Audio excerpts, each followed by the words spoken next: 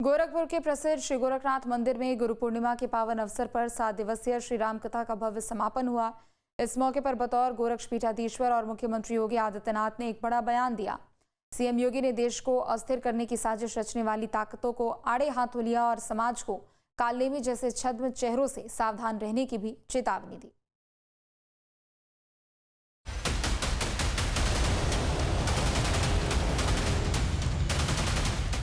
गुरु पूर्णिमा के पावन मौके पर गोरखपुर का श्री गोरखनाथ मंदिर भक्ति के रंग में डूबा नजर आया।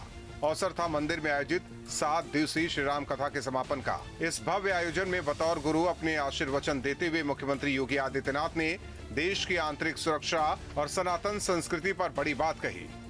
दुनिया की ताकतें इस सनातन संस्कृति को अपने स्वार्थ के लिए तबाह करना चाहती हैं। हम उसको समझ ही नहीं पा रहे हैं। याद रखना, उनके प्रवक्ता बाहर से नहीं आए हैं।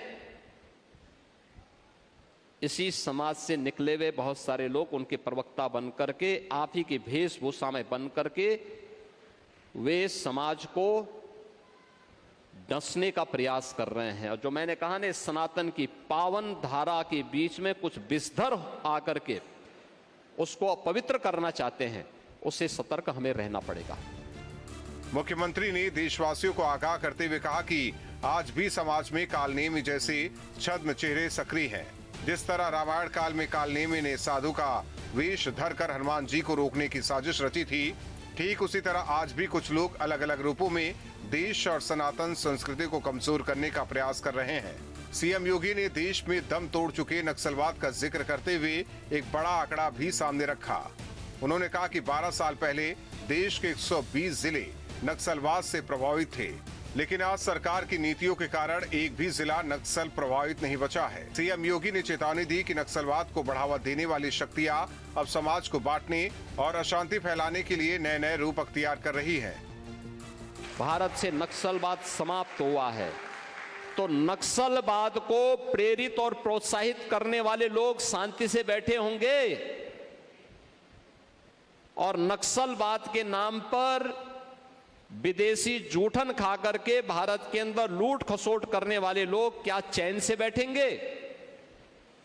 वे उस नाम से नहीं होंगे, लेकिन छद्म नाम पर आपके सामने किसी न किसी दूसरे रंग और रूप में आएंगे। राष्ट्र सुरक्षा के साथ साथ मुख्यमंत्री ने पारिवारिक और सामाजिक संस्कारों पर भी विशेष जोर दिया। उन्होंने कहा कि माता पिता और शिक्षक ही बच्चों के पहले गुरु हैं। सीएम ने समाज से अपील की, छोटे बच्चों को कम उम्र में स्मार्टफोन की लत लगाने के बजाय परिवारों में संवाद और संस्कार का वातावरण बनाया जाए। साथ ही उन्होंने हर परिवार से सप्ताह में कम से कम एक दिन स्मार्टफोन मुक्त रहने का अनोखा आह्वान भी किया। समाज को जागरूक करिए, खूब उसको आगे बढ़ाने का काम करिए, अपने अपने दायित्वों का निर्वहन करिए। इसकी शुरुआत अपने परिवार से करिए। छोटे बच्चे रोते हैं, कुछ देर तक रोने दीजिए, उसको सही बचपन से ही सही दिशा में ले जाने का प्रयास करेंगे तो बाद में स्मार्टफोन की लत में नहीं फंसेगा। और स्मार्टफोन की लत में नहीं फंसेगा तो याद रखना, आपको आने वाले समय में बड़ा सुकून देगा। गुरु पूर्णिमा के इस मंच से मुख्यमंत्री योगी आदित्यनाथ ने न सिर्फ देश को तोड़ने वाली ताकतों को कड़ा संदेश दिया है, बल्कि बदलते दौर में पारिवारिक मूल्यों को बचाने की भी बड़ी वकालत की है। अब देखना होगा कि समाज इन आधुनिक कालनेमियों से निपटने और सीएम की स्मार्टफोन मुक्त मुहिम को कितना अपनाता है।